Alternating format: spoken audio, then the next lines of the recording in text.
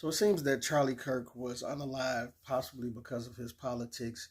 And although a lot of black folk did not agree upon his politics, we did not wish him to be unalive for that. And I do sympathize with his family, as we all do. But why are black people being blamed for his death when it was a white man who unalived him?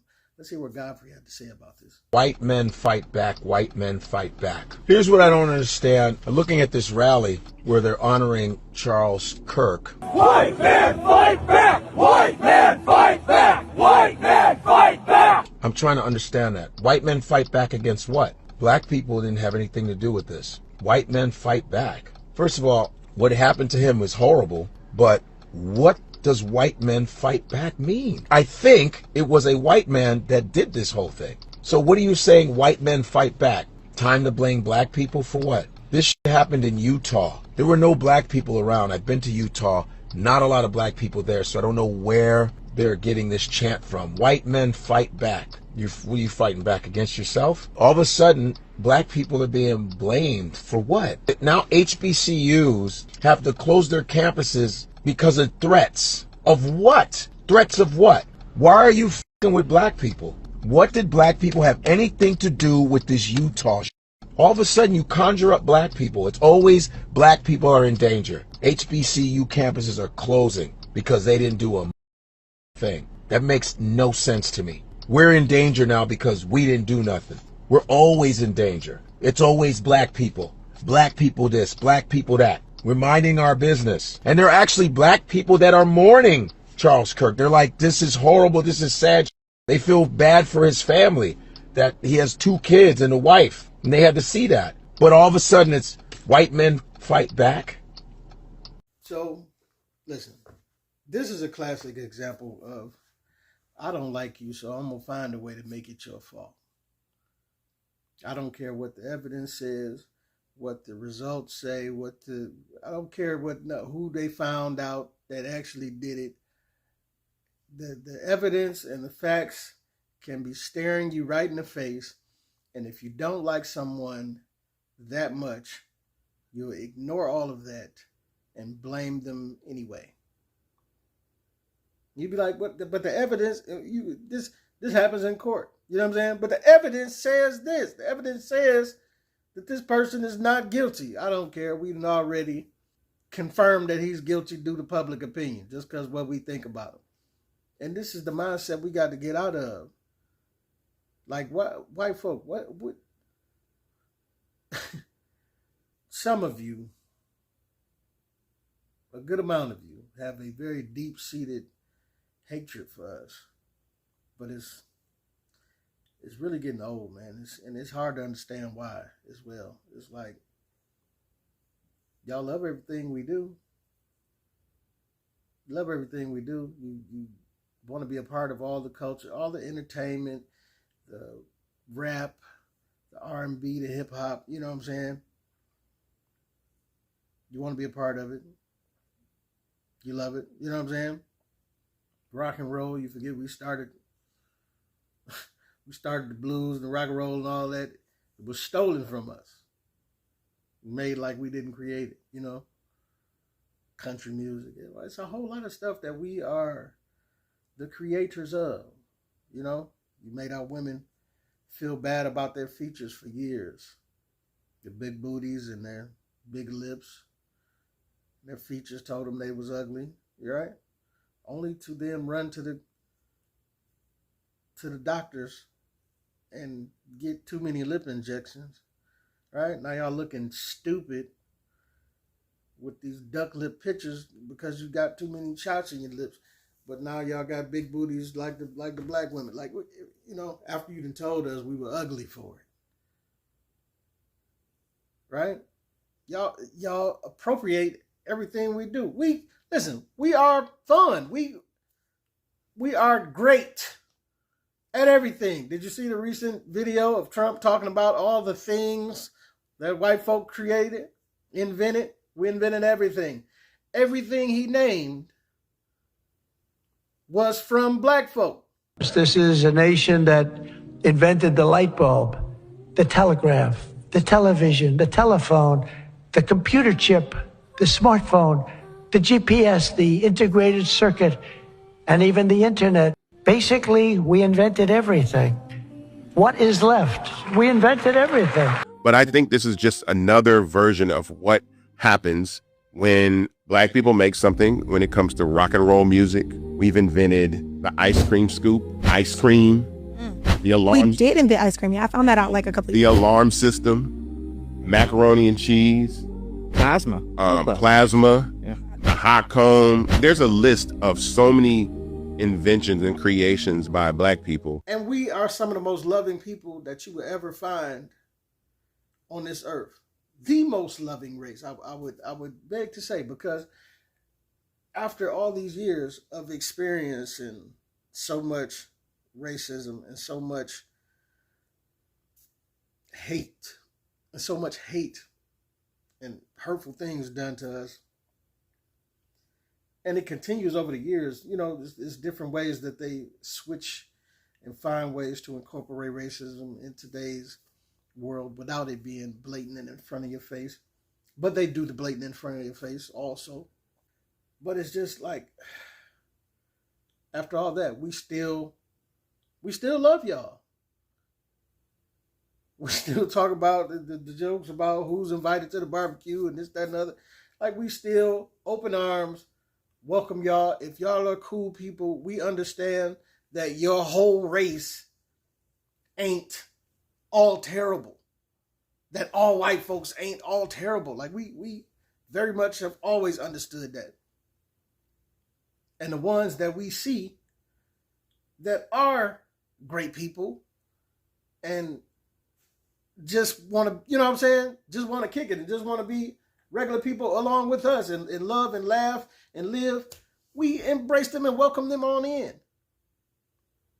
Open arms, no hatred, no, like, we not. When the truth is, we should be very standoffish of all of you. What was the quote that Muhammad Ali said? He said, And many white people who mean right and in heart want to do right, but there are so few. If 10,000 rattlesnakes was coming down that aisle now, and I had a door here I could shut, and in that 10,000, 1,000 meant right. 1,000 rattlesnakes didn't want to bite me. I knew they were good. Should I let all these rattlesnakes come down, hoping that 1,000 get together and form a shield? Or should I just close the door and stay safe? I think that... You understand? The Viet Cong are not all bad, but America's still dropping bombs. In Hiroshima, the Japan wasn't bad, but she still dropped the bomb. In Korea, they weren't bad, but they still dropped the bomb. So now I'm going to forget the 400 years of lynching and killing and raping and depriving my people of freedom, justice, and equality, first fired, last hired, the lowest of low, last respected. And I'm going to look at 2 or 3 white people who are trying to do right and don't see the other million trying to kill me. I'm not that big of a fool, and I'm not going to deny it. I believe her. so logically, as he said, we should close the door. That would be the logical thing to do, right? Because we keep seeing it, but our hearts won't allow us to do that. We still act as the way that God would want us to act, and we forgive, and we welcome y'all in, and we party with y'all, we live with y'all, we laugh, and you know what I'm saying? And we get along with the ones that want to get along with us. All we saying is that when you see these certain white people that don't have that same affection and they still harbor that hatred, call it out. Call it out so that at some point they may snap out of it and they may stop teaching this behavior, because it's a learned behavior. Kids don't come out the womb hating like this. When you see those pictures back in the day of black folks hanging from trees and being tarred and feathered and all of this, and this families standing there smiling, kids and everything, that's a taught behavior. They teach that in the home, and it's still being taught to this day. But we have to call it out and start breaking that cycle in both homes, in black homes and white homes and Asian homes and all, you know what I'm saying? Indian home, it's a whole lot of like racist, like Indian folks, racist too, Asian, like, but we have to start breaking that hatred so we could get along with each other from a place of love. You dig what I'm saying? Because if we were to react like y'all react, and that's what y'all are scared of, like the Honorable Minister Louis Farrakhan said this years ago. He said white folks are scared that we are going to return the same violence that they have given upon us. Excuse me, I was brought up in, quote, Bedford-Stuyvesant in my time. But I would like to say what scares us is I think we hear violence. The young lady said she's afraid of violence.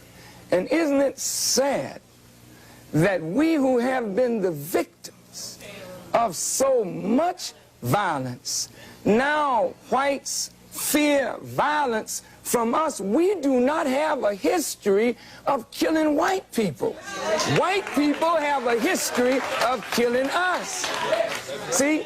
And what you fear, may I say this, sir? What you fear, and it's a deep guilt thing that white folks suffer. You are afraid that if we ever come to power, we will do to you and your fathers what you and your people have done to us. And I think you are judging us by the state of your own mind, and that is not necessarily the mind of black people. So you see how they often judge us from a place of thinking that we're going to do what they have done to us. And that's not our mindset. You know what I'm saying? You could tell by how we forgive, love, live, and laugh with you all, the ones that want to be cool with us. You know, so it is what it is. But often we are the ones that injustice is being done to. It was just a video of a man who was found hanging on a college campus. They say it was no foul play, but a black man hanging, but no foul play. You know what I'm saying? Earlier today, Delta State staff discovered a deceased individual on campus. University police and local authorities were immediately notified and are conducting an active investigation. During a Monday afternoon press conference on the campus of Delta State University, it was announced the body of 21-year-old Demartravian Trey Reed of Grenada, a freshman at DSU, was found hanging from a tree near the pickleball courts not far from the campus cafeteria. I've spoken to Trey's family and expressed our heartbreak. The discovery was made just after 7 a.m. Classes, as well as several events associated with the university's centennial, were canceled. At this time, there's no evidence of foul play. A joint investigation is being conducted by DSU Police, the Cleveland PD, Bolivar County Sheriff's Department, and the Mississippi Bureau of Investigation. University officials stress their belief the Delta State campus is one of the safest in Mississippi. There is no evidence of a threat to campus, and there's no evidence that the campus is unsafe at this point. So I expect we resume normal operations as soon as possible. Monday, I spoke with Trey Reed's mother. She did not want to go on camera, but told me she has so many questions about what happened. She said she just talked to her son Friday that he was excited about attending Delta State University as a freshman. She can't find any reason for this tragedy. So listen, not saying that we know the outcome of what this case will entail, but just seems suspect. As of verse 2, we have the results for the Charlie Kirk situation. It was a white man who unalived him, but yet black folk are still being blamed. Come on, man. What are we doing? But this is just classic example of I don't like you, so I'm going to blame you anyway. Listen, we get it. You don't like us. Ain't nothing we can do about it. But just stick with the facts of the case. You don't need to blame us for things that happen that are not us. You understand what I'm saying? This your boy P Camp. Let me know what you think, what you don't think. Get at your boy.